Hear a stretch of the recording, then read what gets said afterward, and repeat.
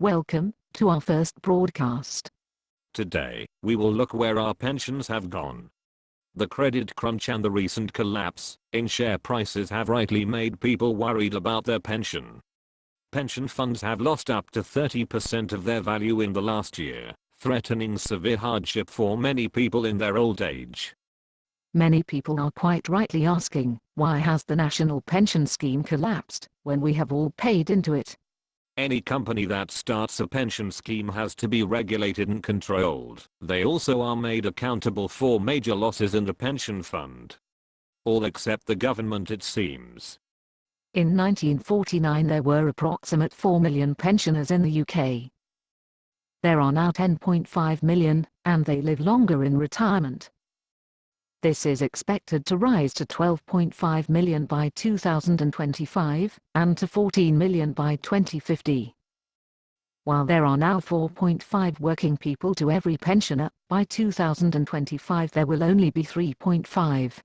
Since Margaret Thatcher changed the rules in the 1980s, pensions go up with prices, not with earnings which outstrip prices. If pensions had risen in line with earnings, the basic state pension would now be around £130 a week, still not much, but a whole load better than what a retired person now gets in the current climate. In the past, the state pension was linked to earnings, meaning that it went up in line with increases in average earnings. Some years ago, this was changed so that the state pension was linked to inflation instead. The problem with this is that average earnings generally rise a little faster than inflation, meaning that increases to the state pension have been lagging behind increases to average earnings, making life harder for those people who depend on the state pension. This is now going to be changed so that the state pension is once again linked to earnings. The government have said that they will probably do it in April 2012, but that this will be subject to affordability, which could mean that it is delayed, or even doesn't happen at all. If you are already receiving a state pension, you won't be seriously affected by any of these changes. If you are a woman and a bit younger, then you are going to be affected, like it or not, by the changes to the state pension retirement age for females as it rises from 2010 to 2020, from 60 to 65. And anyone born after 1959 will be affected by further planned increases in the state retirement age. There is no guarantee, of course, that even the increases already planned will be the last word.